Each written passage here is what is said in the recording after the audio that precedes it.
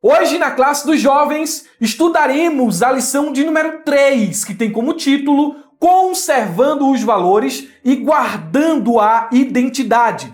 Esta é a terceira lição de uma série de 4 estudos introdutórios sobre o livro do profeta Daniel neste trimestre. E para esta aula, temos como objetivos, em primeiro lugar, descrever a submissão parcial, ok? Não total, dos jovens hebreus ao ensino na Babilônia. Em segundo lugar, conscientizar sobre os perigos da relativização de valores e da desconstrução de identidades. E, por fim, propor ensino para hoje, considerando o exemplo de Daniel e seus amigos. Cumpriremos estas finalidades mediante a explicação e aplicação dos pontos e subpontos que estão na própria lição. Dessa forma, iniciemos com o nosso texto principal, que nos diz: E o chefe dos eunucos lhes pôs outros nomes, a saber, a Daniel pôs o de Beltesazar, e a Ananias o de Sadraque, e a Misael o de Mesaque, e a Azarias o de Abednego. Daniel capítulo 1, versículo de número 7. Não há tanta diferença entre as traduções e paráfrases, mas trago aqui o texto da NVI que diz: O chefe dos oficiais deu-lhes novos nomes. A Daniel deu o nome de Beltesazar, a Ananias, Sadraque, a Misael, Mesaque e a Azarias, Abednego. Não comentaremos os detalhes do nosso texto principal, pois isso será feito no último subponto do ponto de número 2. Cabe-nos aqui a responsabilidade de trazer a estrutura do capítulo 1 do livro do profeta Daniel. Entendendo esta estrutura, compreenderemos com mais clareza o pensamento do comentarista da lição quando ele foi organizar esta revista, ele trazer aqui 4 lições introdutórias. Vamos recapitular? Primeira lição introdutória é uma lição que fala sobre o livro do profeta Daniel e as suas características. Lição de número 1, Daniel, uma jornada de fidelidade. Segunda lição, como viveremos na Babilônia. Nós focamos aqui a cidade de Babilônia, a sua cultura e como seria a vida lá. A terceira lição, que é a lição de hoje, conservando os valores e guardando a identidade, é uma lição que vai voltar os seus olhares, não é, para a reeducação ou a tentativa de reformatação de Daniel e seus amigos, a tentativa de implantar os valores de Babilônia e arrancar os valores espirituais que eles aprenderam em Judá. E a lição de número 4 é uma lição que ainda fala sobre o capítulo 1 do livro do profeta Daniel, e o propósito aqui desta lição e o seu objetivo maior é mostrar a firme decisão de Daniel e seus amigos. Como estas 4 lições, sobretudo a lição 2, a lição de número 2, 3 e 4, elas estão fundamentadas sobre o capítulo 1, há um perigo de a gente aqui estar repetindo os assuntos. E é por essa razão que eu quero trazer aqui a estrutura em cenas do capítulo de número 1. Estamos lidando com uma narrativa, pelo menos nesses 6 primeiros capítulos do livro do profeta Daniel. E exegeticamente, quando trabalhamos com uma narrativa, é mais interessante dividir a narrativa em cenas e destas cenas extrair suas lições e suas verdades para as nossas vidas. Então vamos lá. Capítulo 1, estruturado, composto de 3 cenas. A primeira cena tem o nome de Jerusalém, no 3º ano do reinado de Jeoaquim. Vai do capítulo 1, versículo 1, ao versículo de número 2. É o texto base da lição de número 2 do trimestre, certo? Aqui dentro desta primeira cena, aconteceu a lição de número 2. Aí, temos em seguida aí a cena de número 2 do capítulo 1 do livro do profeta Daniel. Esta cena tem o nome de Babilônia. Daniel e seus amigos são reeducados, ou há essa tentativa por parte de Babilônia. Esta cena, ela se estende do versículo de número 3 ao versículo de número 17. E há vários acontecimentos aqui, vários movimentos dentro desta cena. Nesta cena aqui de número 2, está a lição de número 3 e parte da lição de número 4. Aí em seguida, temos aí a cena de número 3. E o nome desta cena é 3 anos mais tarde, no palácio do rei, hora do exame. Esta cena estende-se do versículo 18 ao versículo de número 1, fechando assim então o capítulo 1 do livro do profeta Daniel. E nesta terceira cena, nós temos o complemento final da lição de número 4, isto é, o seu desfecho. Temos aqui um espectro, e seria importante, não é, que o irmão Herbert produzisse este espectro aqui na tela, para que você tivesse uma noção de como o capítulo 1 começa, não é? Cenário, incidentes preliminares, incidente motivador, e nós temos aí a subida para o clímax, não é? Subimos aí para o clímax, e em seguida nós vamos caminhando para a resolução, desfecho e conclusão. Penso que está bem explicado aí o capítulo 1 do livro do profeta Daniel. O resumo da lição nos diz: manter a identidade cristã em uma cultura hostil é a principal prova de fidelidade ao Senhor. Eu não diria a principal, mas uma das principais. Como igreja, como discípulos de Jesus, nós temos a responsabilidade de influenciar e de não ser influenciado. Somos o sal da terra. Não podemos perder as nossas propriedades como sal, porque se perdermos, perdemos a nossa utilidade. Somos a luz do mundo. E dentro das explicações desta metáfora, no capítulo 5 do Evangelho de Mateus, Jesus diz que ninguém pega uma luz e a coloca debaixo de um cesto. Ele não vai acender o candeeiro e colocar ela debaixo de um cesto. Porque se isso acontece, a luz fica sem propósito, fica sem finalidade. O povo da casa ainda continua em escuro, no escuro, nas trevas.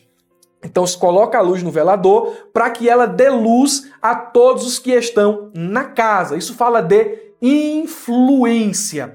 E manter princípio, manter valores em um mundo hostil é algo extremamente difícil.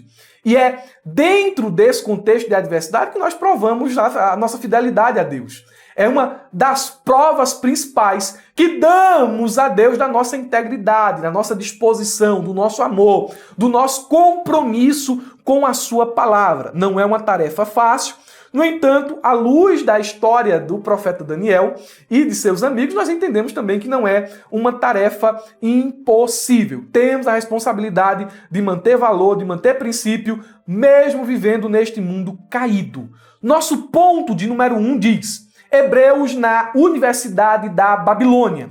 Antes de entrarmos aqui propriamente no conteúdo deste ponto, eu quero pedir aos meus irmãos que estão me assistindo pelo YouTube que deixem um like, inscrevam-se no canal, caso esteja alguém aqui assistindo e ainda não seja inscrito, e aqui nos comentários coloquem qualquer coisa, amém, aleluia, glória a Deus, Pai do Senhor, uma dúvida, uma pergunta, né? E a gente vai estar dando uma olhadinha nos comentários, certo? Fazendo essas ações, o YouTube se tornará um evangelista e divulgará esse conteúdo para mais pessoas. Em reciprocidade, vou deixar este subsídio que estou utilizando como roteiro aqui na descrição do vídeo. Meus irmãos alunos da ferramenta EBD, um abraço bem especial, bem forte para todos vocês. Sei que os irmãos da ferramenta EBD estão me assistindo pela plataforma da ferramenta, pois é lá que eles baixam materiais exclusivos, que só quem tem acesso são eles, ok? Se você está me assistindo pelo YouTube e não conhece a plataforma da ferramenta, eu não tenho dúvidas de que você está perdendo tempo. Conheça a ferramenta EBD. O link estará aqui na descrição do vídeo. Tenho certeza que esta ferramenta servirá ou será um recurso indispensável para a ministração de suas aulas na escola bíblica dominical. O link está aqui embaixo. Pause o vídeo, clique e vá conferir. Subponto 1 do ponto 1 nos diz: na Universidade da Babilônia. O texto da revista, aqui neste primeiro subponto, diz o seguinte: o rei ordenou a Aspenaz, oficial da corte, que os jovens recém-chegados deveriam ser instruídos sobre a cultura e a língua dos caldeus, ao longo de 3 anos. Não seriam aqui 3 dias, uma semana, não. É um curso imersivo de 3 anos. 3 anos. Não era mera generosidade, não é? Nabucodonosor disse: eu vou ser bonzinho com vocês aqui e vou conferir a vocês esse privilégio de estudar nas melhores universidades, aqui no melhor de Babilônia. Não era generosidade. Esse método fazia parte da estratégia de Nabucodonosor de incorporar povos conquistados ao serviço real. Nabucodonosor, meus irmãos, era muito inteligente. ele era estadista e também estrategista. Ao mesmo tempo em que seus exércitos eram devastadores, queimando casas, cidades, palácios, matando gente, sequestrando e fazendo tudo de pior possível que você possa imaginar, eles também, investiam em ensino, em universidades, porque Nabucodonosor entendia que a cultura, que a educação era um método eficaz de transformar a mentalidade da juventude.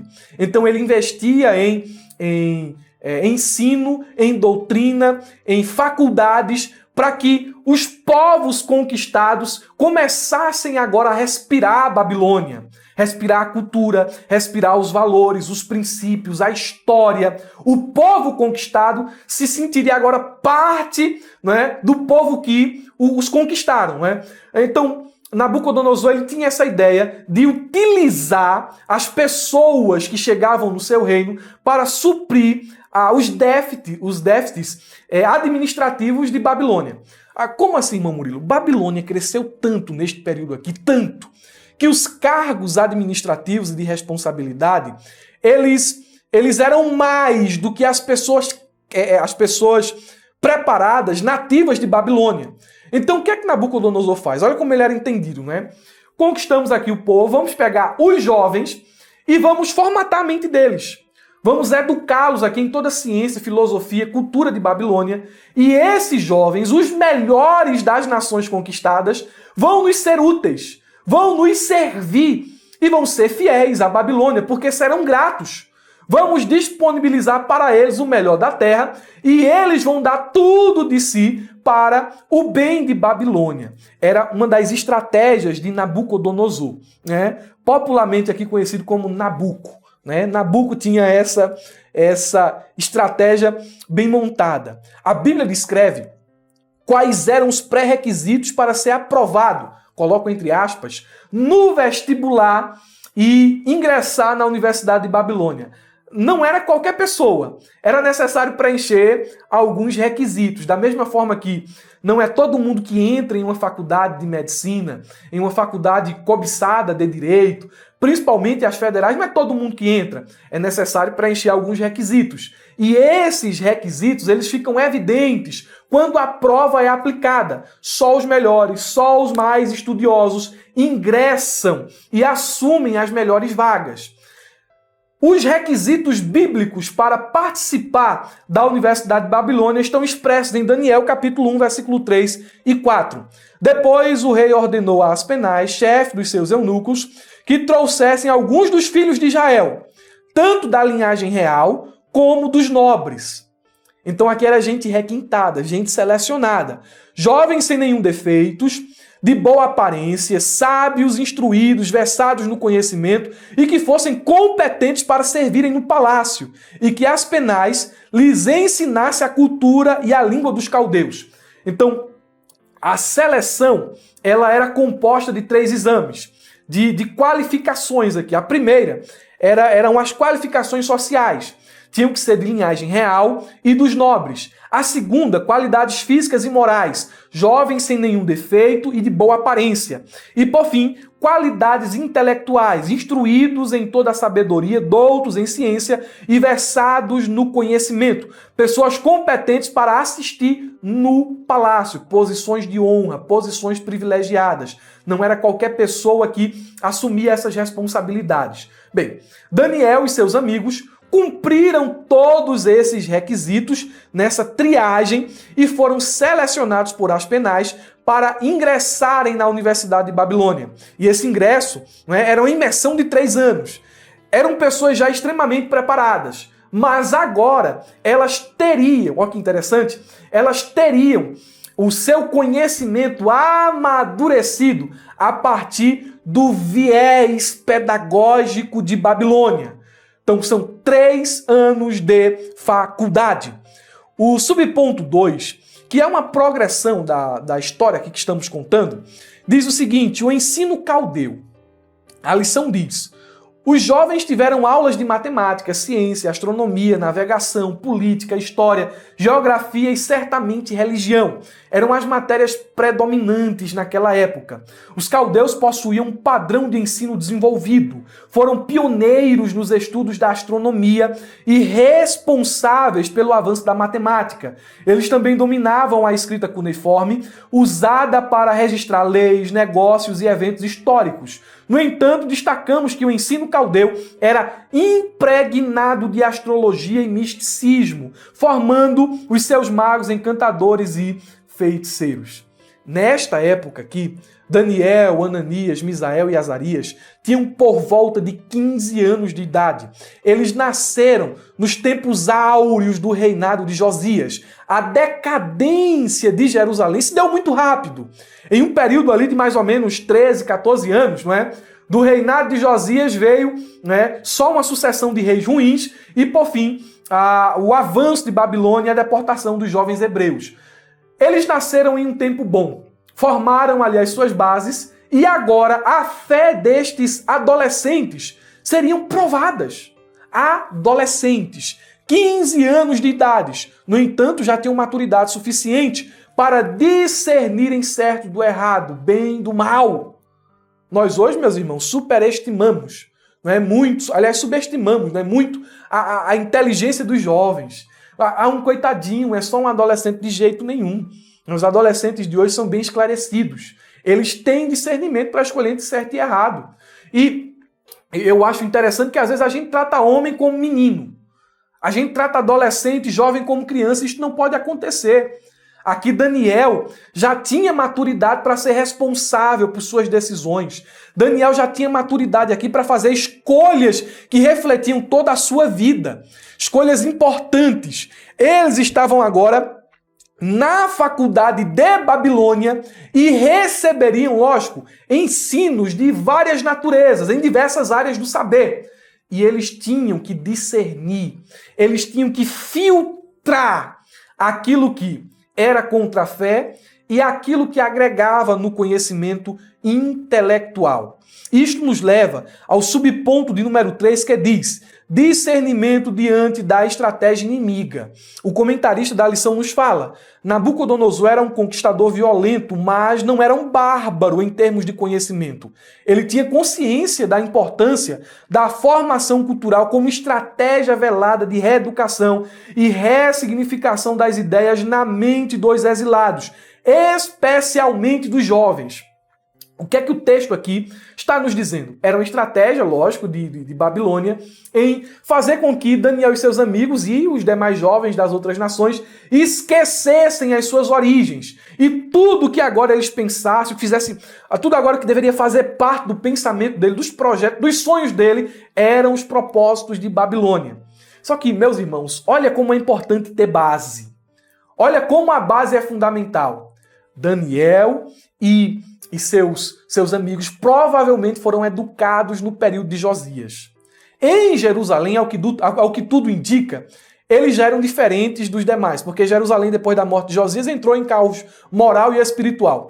Mas lá em Jerusalém fica evidente, pelo menos a partir de uma ponderação teológica, que Daniel, que já era fiel em uma Jerusalém caída, agora, né, tem o seu caráter, os seus princípios mais ainda destacados em uma Babilônia completamente hostil à sua fé. E onde é que a gente encontra isso? Base, meus irmãos. A base é importante. Moisés teve ali poucos anos com a sua mãe Joquebede. Mas Joquebede foi tão eficiente em sua educação, né, na educação de Moisés, que quando Moisés cresceu, mesmo sendo criado lá dentro do Egito, nas universidades daquela nação pagã, ele disse assim: eu prefiro sofrer com o povo de Deus do que ser chamado filho da filha de Faraó. De onde veio esta convicção? Se não da base, do ensino dentro do seu lar, do ensino eficaz de Joquebede. Eu entendo que estes jovens foram bem educados para que quando enfim chegou os desafios da vida, os desafios de Babilônia, eles tivessem esta postura firme.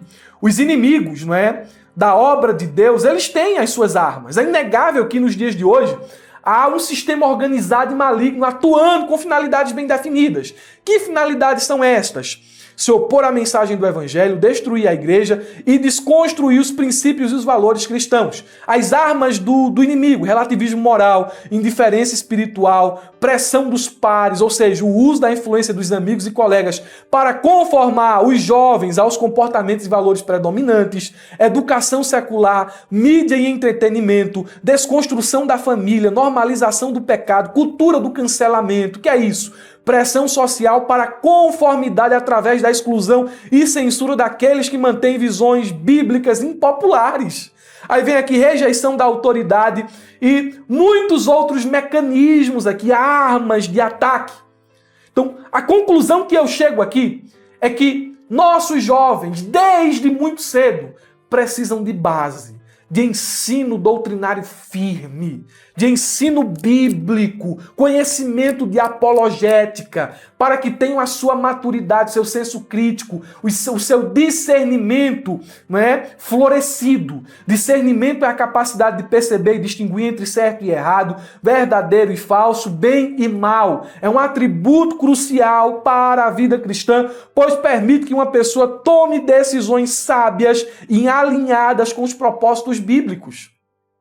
Daniel e seus amigos já tinham essa consciência de a gente pode aprender isso aqui até certo limite. Estudando matemática, estudando astronomia, até isso aqui acrescenta no nosso saber. Isso aqui não, isso aqui é mitologia pagã. Isso aqui não, isso aqui é pensamento de Babilônia que contradiz a nossa fé. Então vamos rejeitar, vamos filtrar isso aqui, vamos apenas reter o que é bom e descartar, peneirar, não é? Descartar aquilo que não serve.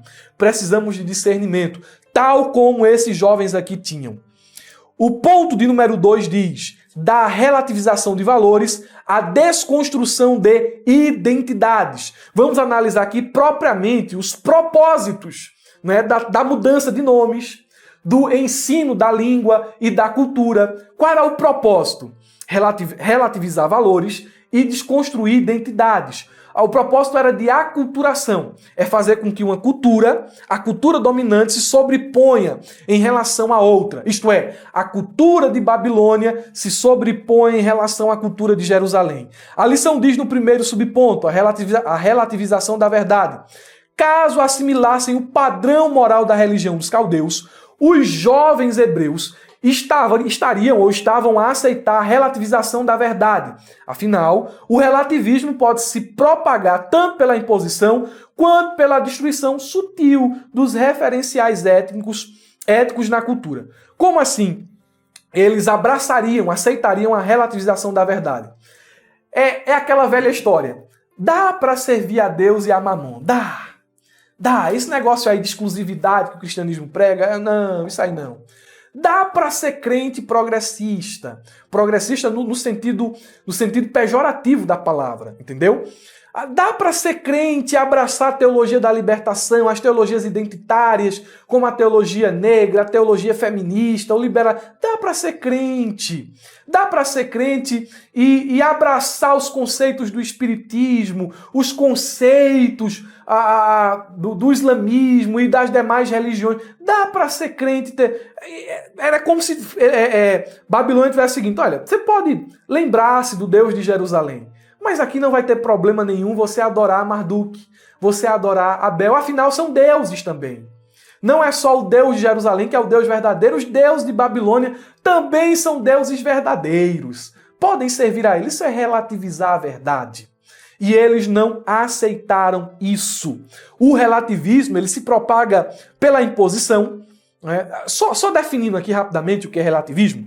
Relativismo, como filosofia, defende a ideia de que não existem verdades absolutas, mas apenas verdades relativas a cada indivíduo. O que é certo para mim pode não ser para você. Não é? A cultura, essa cultura ali é verdade. Isso é verdade para aquela cultura, mas pode não ser para essa. E a época?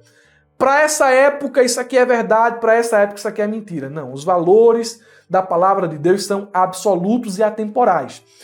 Voltando para a definição de relativismo, essa perspectiva, embora pareça tolerante, leva à destruição dos referenciais éticos que sustentam a sociedade e o senso, né? O discernimento daquilo que é certo e errado. Os jovens hebreus foram submetidos a essa pressão de se integrarem à sociedade babilônica, não é? A sociedade ali daquela época, aos seus costumes, e dessa forma terem os seus conceitos diluídos nos conceitos de Babilônia. O relativismo, ele se propaga por imposição, e essa imposição, geralmente, ela acontece, não é, em forma de leis que proíbem certas coisas, não é? Ou tornam legais certas coisas. Por exemplo, legalização de comportamentos imorais em nome da liberdade individual, ou na tentativa de silenciar vozes divergentes em nome da tolerância. Há essa imposição da verdade de uma minoria para a maioria. É uma coisa assim extraordinária de absurda, não é? Uma coisa absurda. Ela também se propaga de forma sutil, quando você gradualmente vai corroendo, vai destruindo valor após valor. Para a gente chegar no que está hoje, né, nessa bagaceira, a palavra é essa, que está hoje, houve todo um processo de desconstrução. Você vê que analise os filmes, as novelas, o tempo passado para o tempo de agora, como as coisas estão mais escancaradas, estão mais abertas. Já havia, né? Devagarzinho ali, você vai romantizando o pecado, romantizando o adultério, romantizando, não é? Tornando heróis ladrões, como é o caso daquela série lá, La Casa de Papel. Não sei nem se eu posso falar isso aqui no YouTube. Na ferramenta eu sei que eu posso, na plataforma, mas aqui eu não sei. Mas você vê que a ideia ali é você romantizar o pecado, é você tornar aquele que faz o que é errado herói e criminalizar aquele que anda dentro da lei e busca fazer o certo. Há toda uma desconstrução que é devagar, dos valores, não é? Dos princípios. E isso vai gerando uma aculturação, uma relativização da verdade. O segundo subponto diz desconstruir identidades. Quando os valores eles se tornam volúveis, quando a verdade ela se torna relativa, você não tem mais pontos referenciais. Você perde a sua identidade. Identidade é a essência de quem nós somos, abrange nossas características, crenças e valores e a compreensão de nosso propósito. Teologicamente, a identidade é enraizada na criação e redenção de Deus. Aparece muita gente aí dizendo o seguinte: você é isso, você é aquilo.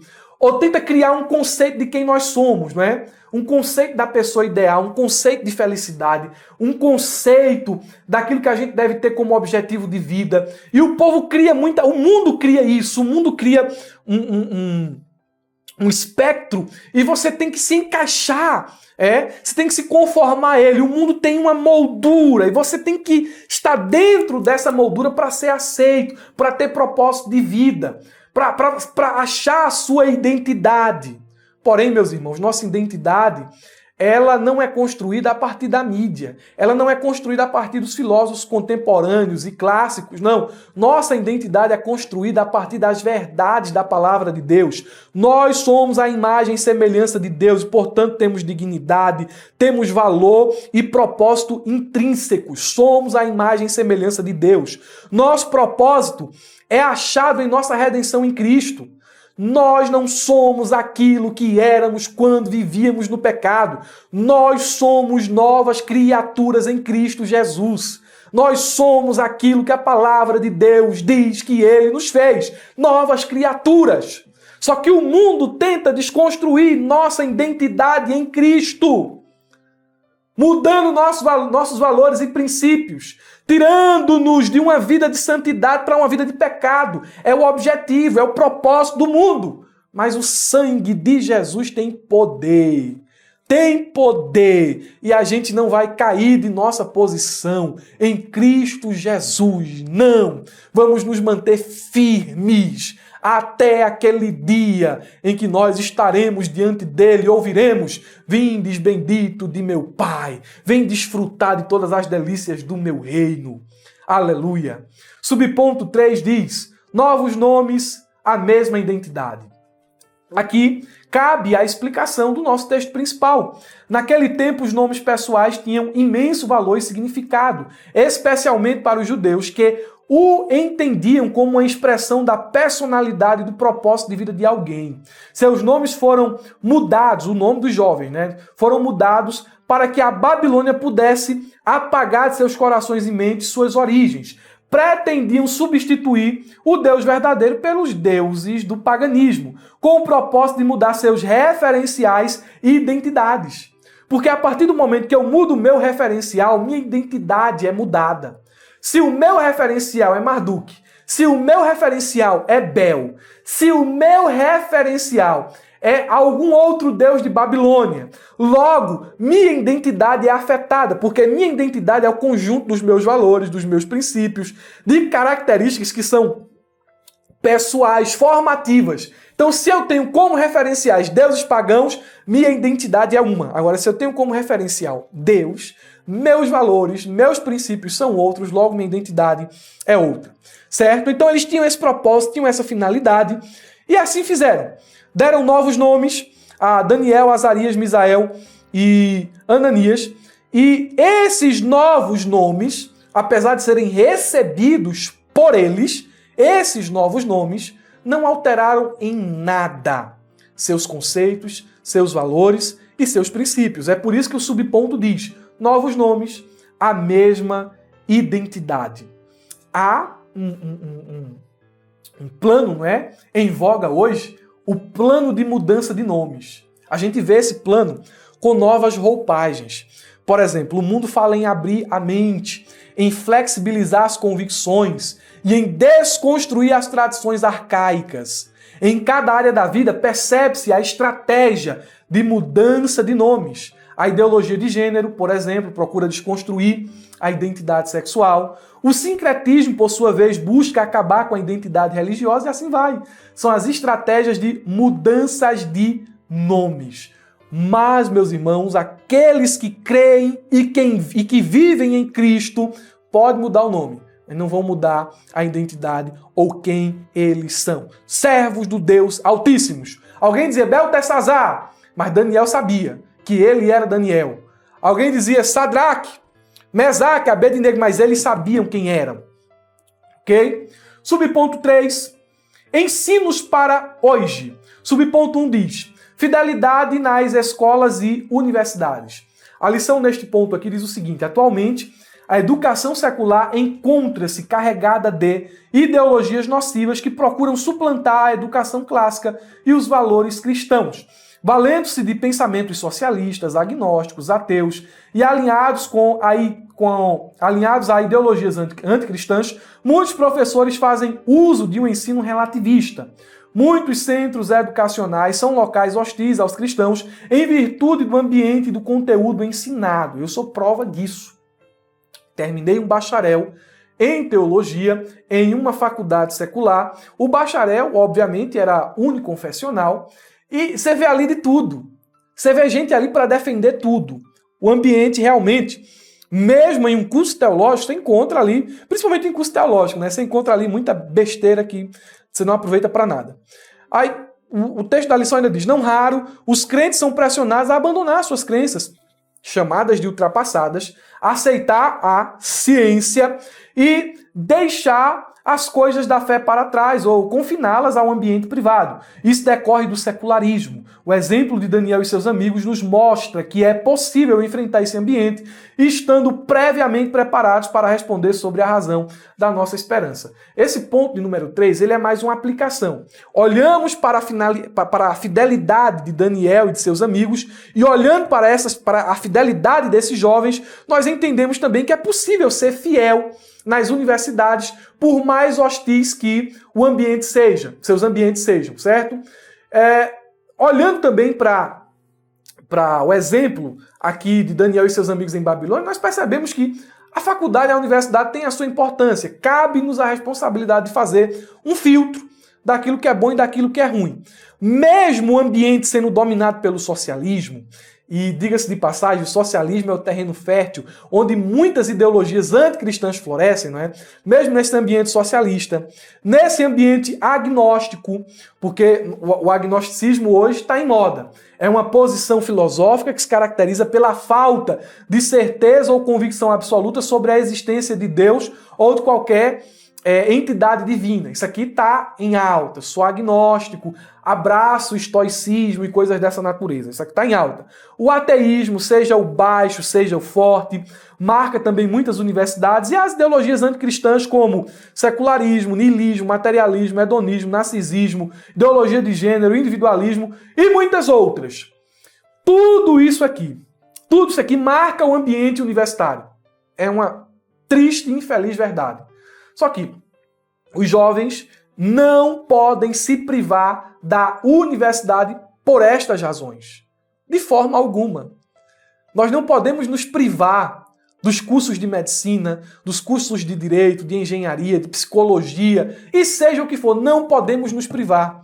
O problema principal não será o ambiente hostil da faculdade em si, mas será a ausência de convicção, a falta de firmeza espiritual, a ausência de base.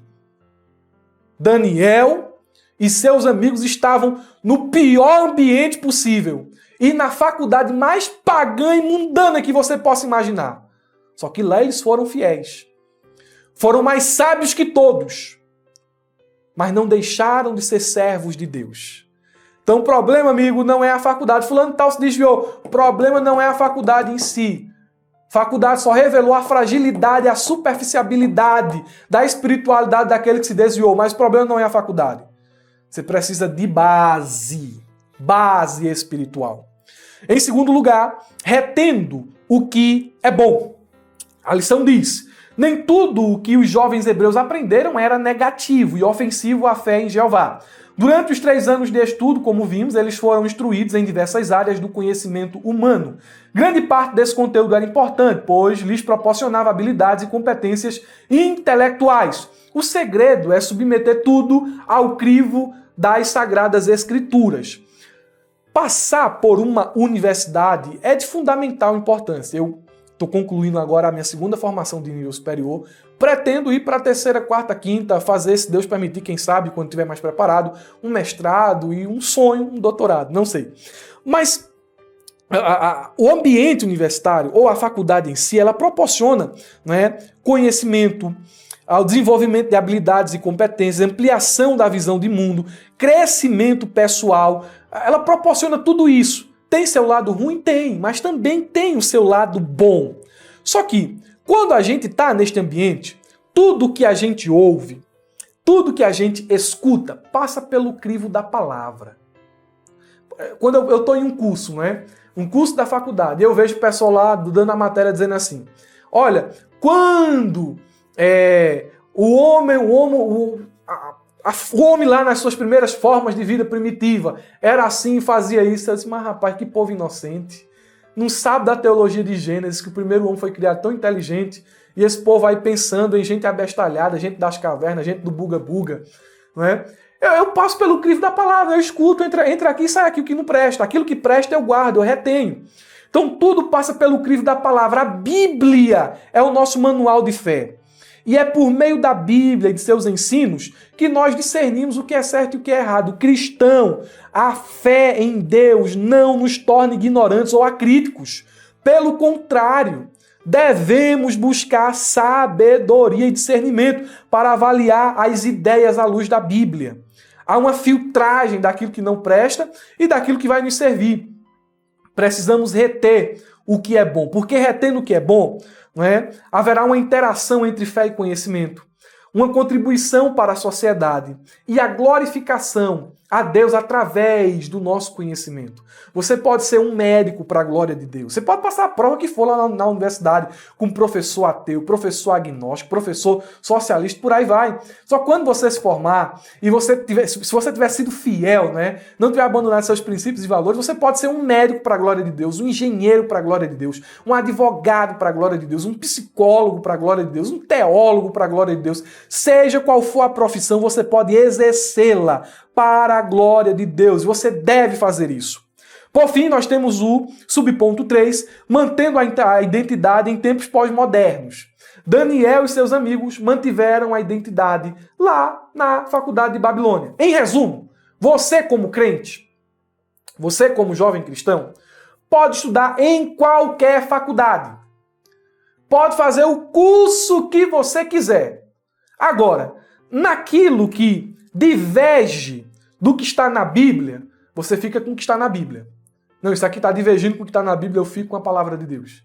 Então você pode estudar em qualquer lugar se você tiver esse princípio. Eu quero finalizar esta aula, não é, este estudo aqui, esse breve estudo, dizendo, exaltando aqui, não é, colocando em evidência, exaltando não, colocando em evidência o que disse o pastor Valmir Nascimento em seu livro Cristão e a Universidade. A universidade pode ser comparada a um campo de batalha. E é.